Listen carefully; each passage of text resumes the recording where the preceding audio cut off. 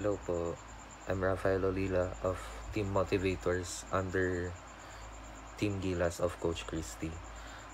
20 years old from Paranaque City. Nagsimula po ako nung summer.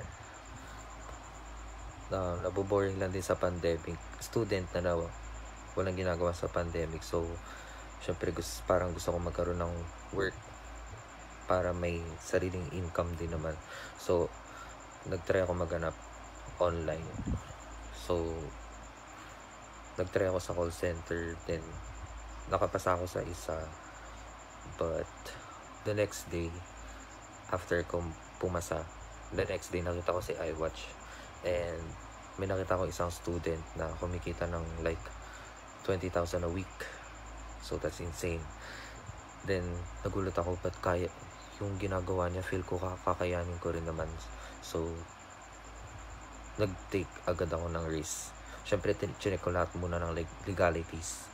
And, pinag-aralan ko yung business. And then, tinry ko mag-join. Then, nakita ko si Coach Christy.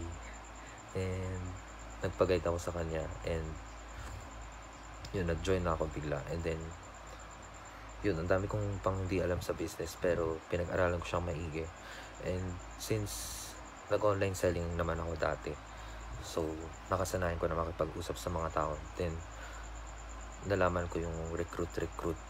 So, nung nalaman ko yun, syempre, pinush ko kung ano yung dapat gawin para tinry ko mag-work yung business sa akin. So, pinag-aralan ko lahat, then ginawa ko lahat ng kailangan gawin. And, till I got my first payout. Then, yun super nakaka-proud. And, after that, natuwa ako kasi ganun lang, magkaka-income ka na agad. So, syempre, push pinapalago yung business ko until I build my own team. And now, palaki na siya ng palaki. And mas masaya yung habang nagbibuild ka ng team, yung team mo talagang motivated sila. And advice ko lang siguro is you need to trust yourself. Believe in yourself kasi lifetime business naman to, and trust the company. And syempre, kung wala kang trust sa business mo, paano ka uusad? So talagang kailangan give your best. And talagang hindi naman madali agad. Like, kakasimula mo palang magaling ka na. Talagang kailangan pag-aralan mo siya ng mabuti. And pag nakasanayan mo na siya, and nakita mo na yung talagang vision ng company and kung ano yung nagagawa niya, pag nakasanayan mo siya, talagang ma-enjoy mo na talaga siya. Ipupush, palalaguin mo lahat hanggang sa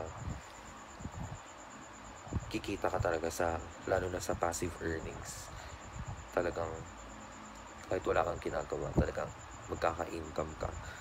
So, kasi sayang yung opportunity kung hindi mo gagawin yung hindi mo palalaguin yung business, kasi ang laki ng bumabalik, lalo na pag pinagsipagan mo siya sa simula.